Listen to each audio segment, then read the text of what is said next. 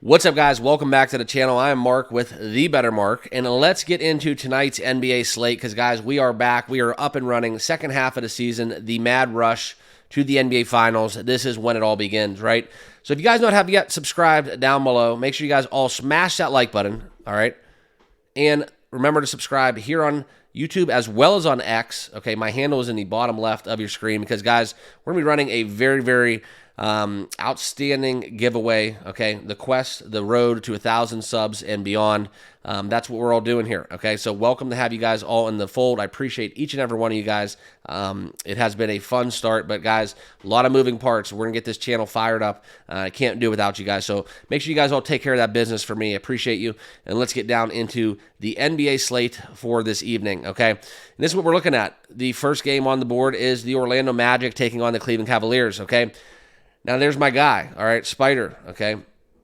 This is my squad. He's a little bit sick. He got a little bit of bug on the All-Star weekend, okay? So we're seeing the Cavaliers -6.5, so no play for me in this contest. There's a little too much variables going on. If you guys are taking Orlando no matter what, you know, this is something where this number is definitely going to move based on the decision if Donovan Mitchell is going to be playing. Nothing has been released on that front at the time of recording, so make sure you guys all check live before lock, so on and so forth for that information, okay?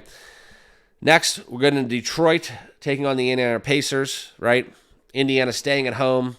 The hometown hero, Halliburton, really put on a show in the All-Star game if you guys were able to watch, but this is one where, you know, Detroit continues its trek as being the worst team in the NBA. And before we close out the All-Star break, I don't know if it was the other teams laying off the gas, but Detroit was a cover freak. They kind of got it done a little bit. They had a lot of upsets. They've really impressed upon that streak of being winless and, you know, still going to be the worst team in the NBA. But this is something where no play for me. I want to see what Indiana's doing, right? I want to see how they're coming out post-break. There's really no way to quantify that and how teams, in terms of morale, in terms of expectation, it's kind of a new season, right? I like to divide the NBA season into quarters, and this is one where we're going to be starting a new quarter, all right? It means a lot because this is where you're going to see a push. This is like a new season, a fresh start. So records aside, teams are going to be getting after it, okay?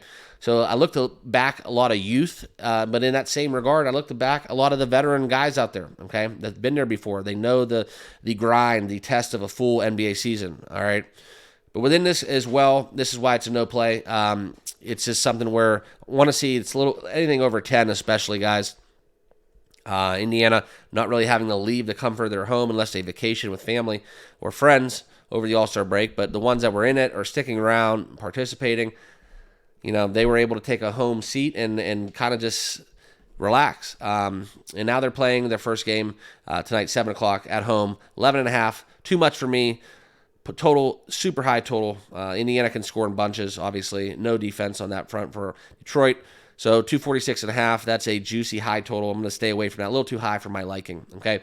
New York, story stays the same in this contest. I would love this to be, you know, Julius Randle, as well as what we're seeing with Joel Embiid firing up within both of these squads, right? Playing in Philadelphia. Okay, this is a pick'em. This is a straight-up pick'em, coin toss game, -1. You know, we've seen the likes of Philadelphia kind of find a way to play without Joel Embiid, but Jalen Brunson still is that guy. But nothing where I got any kind of an edge in this game by taking a coin flip. Just going to be plain out blunt and simple. I want to gather a lot of data points as we get into what's happening post-All-Star break. Okay, it's a new season. We're hitting that reset button. So I can't really give you guys an edge in just a coin flip, okay, on the card. But there's going to be a couple plays I'm going to get to later on in this video. Let me breeze through a couple of these other games that really don't have one inkling of an analysis in one direction or the other. Brooklyn, Toronto, that's a no play. If anything, Brooklyn has been one of the hotter teams to close out that second quarter of the NBA season. That's something where you could see them definitely covering that two on the road. No play for me. Phoenix, a lot of points in this contest, over under 245. Phoenix taking on Dallas Mavericks. Look to see Dallas get right. Look to see them get right. They've really shown some offensive flash. Phoenix, We all know what's going on within their squad, within some of their veteran guys that have nursed some injuries, so on and so forth. But the money's coming in on Phoenix, no surprise. Dallas does not get the love, but we look into just taking Dallas in this short spot, -2.5. That'd probably be where I would lean to.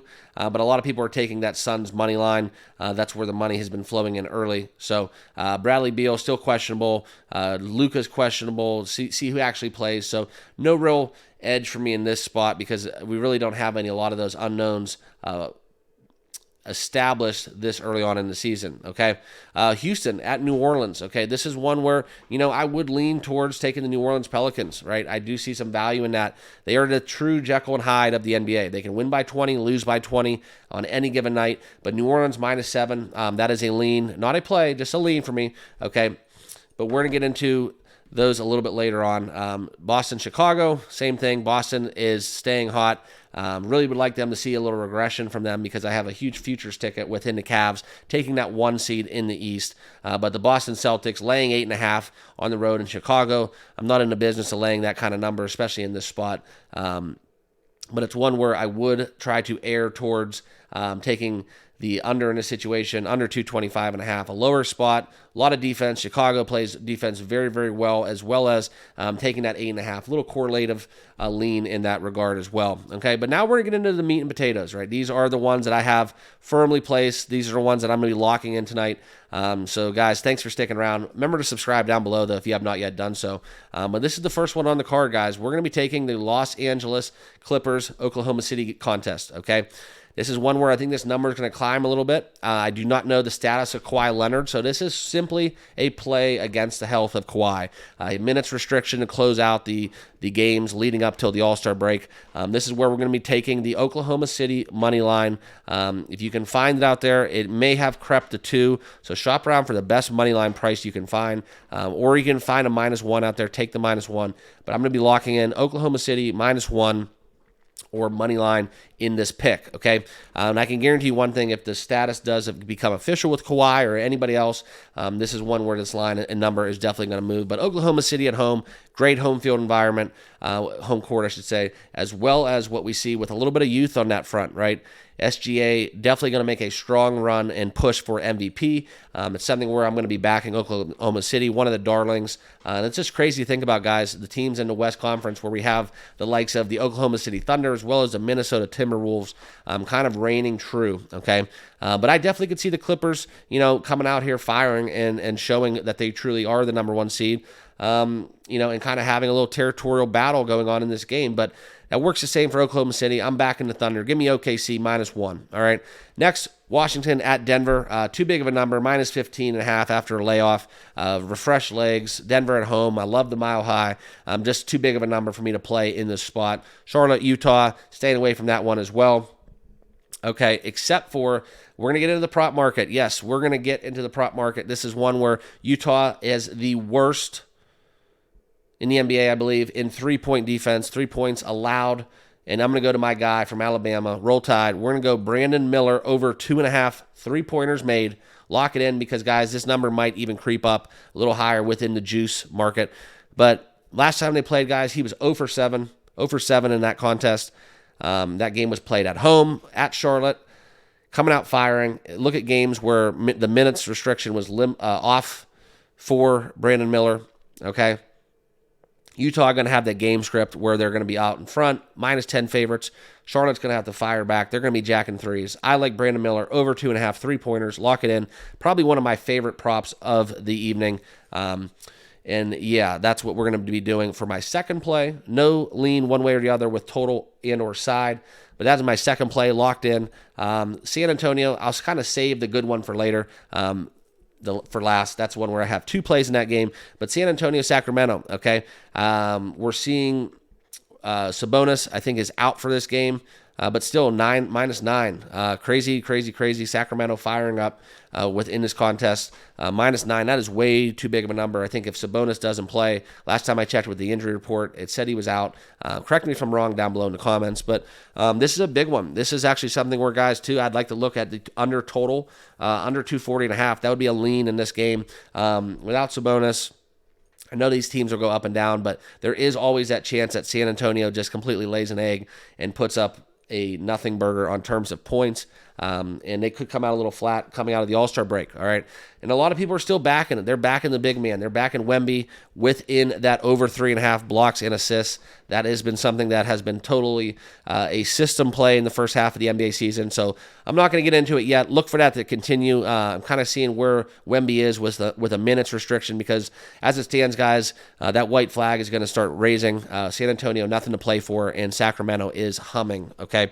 And then finally, guys, this is probably the game that I'm most excited to watch in tonight's contest, even without LeBron, all right? And it's simply a play for me. I like to back Golden State without LeBron, but more so, guys, this number has crept up, and this is why it's so important to get on it early, because now what I'm seeing this morning is Golden State -6.